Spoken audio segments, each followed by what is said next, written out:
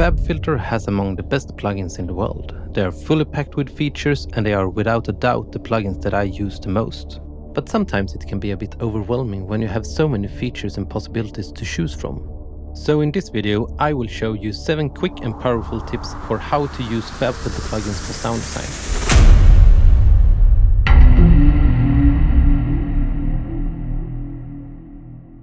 Hey guys, in this video I'm gonna share 7 hands-on, practical, powerful tips for how you can use Fabfilter plugins for your sound design projects.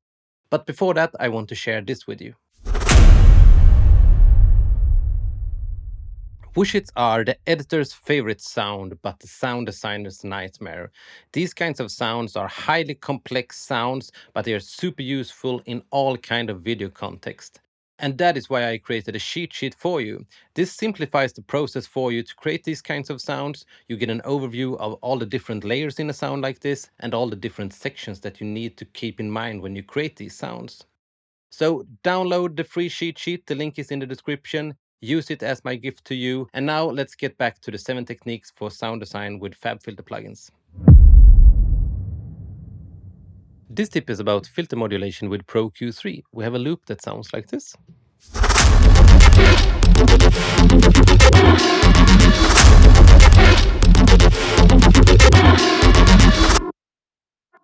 So the idea with this filter modulation is to create a bit more life and movement to the lead synth. So if I solo that and I bypass Pro Q3 a couple of times, you can hear what it does to the overall sound.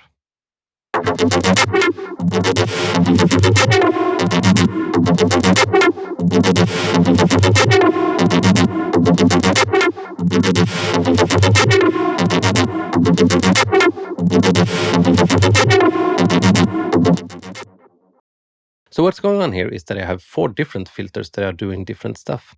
In the high mids, I have 2 bell filters, one on the left side and one on the right side. These 2 are modulated by the input signal of Pro Q3, and they are reacting in the opposite direction. This creates a lot of width to the high mids of the sound. Then I have 1 notch filter that is just modulated with an LFO, so it just sweeps up and down in the mids to create a bit of space in there.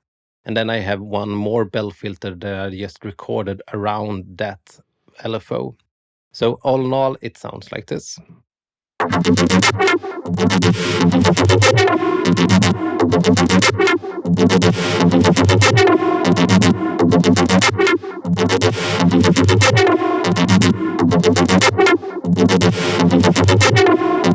And in full mix.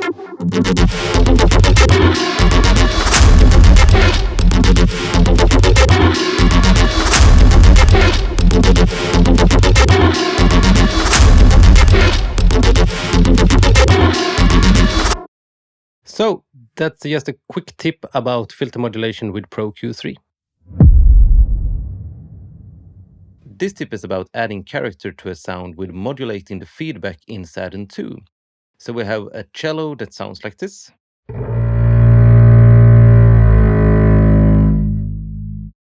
And if we add Saturn2 with some modulation to it, it sounds like this.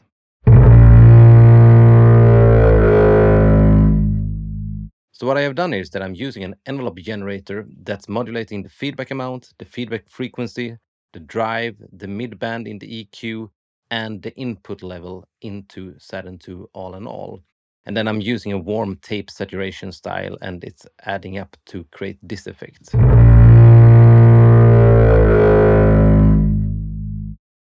And if we then add some post-processing to it, we can get this effect.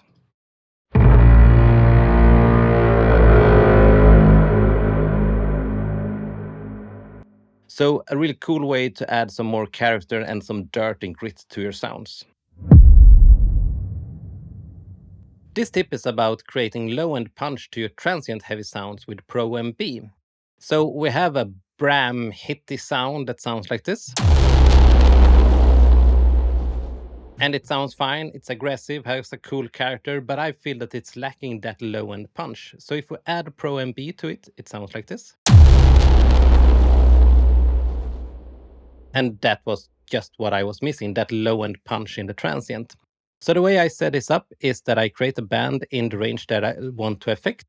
I put the internal sidechain filter to the very high end of the sound, ratio at 100, and then the range to a positive value. And then I can just dial in the threshold and the release the way I want to get the effect that I was after. So this is a really great way to create a low-end punch that you're after. And I really like ProMB for this because you have so much control over all the different parameters of that transient. This tip is about how to create a rising effect with Saturn2. We have some noise that sounds like this.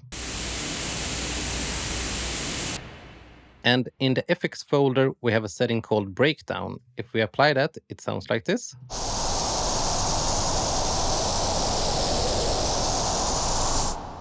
And if we start to automate the drive knob, it sounds like this.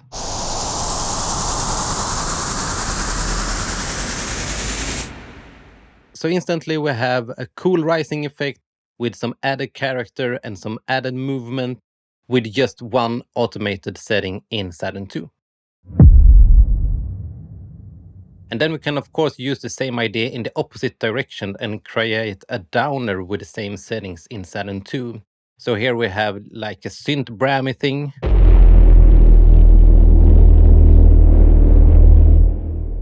And if I enable Saturn2 with some automation on the drive knob in the opposite direction, we create this effect.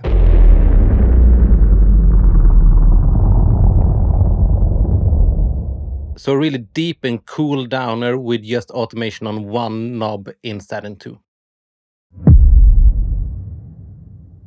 This tip is about using Timeless3 to add additional layers to your risers. Timeless3 has a really cool feature where you can put the feedback up to 200%.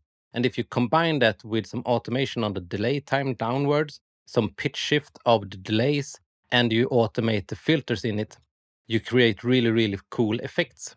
So we used the same riser that we created with Saturn2 and some white noise before that sounded like this.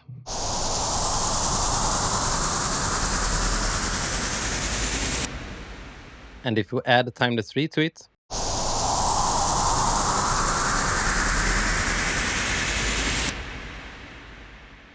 create that layer on the side with some added tension and some added energy to that riser. Really cool effect that's really simple to set up in Timeless3.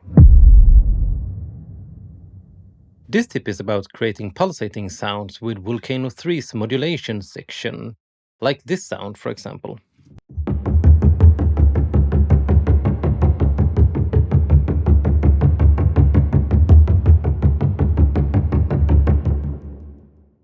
So this sounds almost like some kind of synth pulse, but if I bypass Volcano3, you can hear the original source.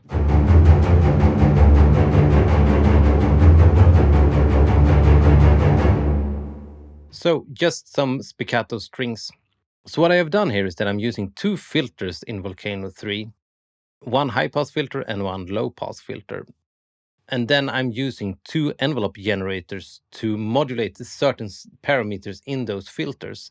These envelope generators are triggered with MIDI, and the first one is has just a really short decay, and it's modulating the frequency cutoff of the first filter. And then I have one more that's modulating the filter frequency, the peak of the first filter, and then the drive of the second filter and the output of the second filter. And all in all, it creates this effect.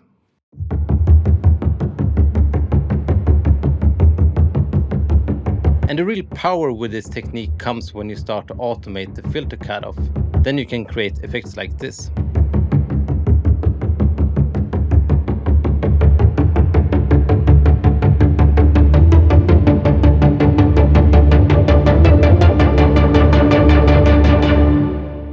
So a really cool way to create pulsating sounds with Volcano3's modulation section. Okay guys, that's it for this video. I hope you got a lot of value out of it and a couple of new tips and tricks for how you can use your Fabfilter plugins. Remember to download your Wooshit cheat sheet. I know a lot of people have found it very usable. And in the comments below, let me know what your favorite tips and tricks for using Fabfilter plugins for your sound design is. Alright, take care of each other out there, and I see you in the next video.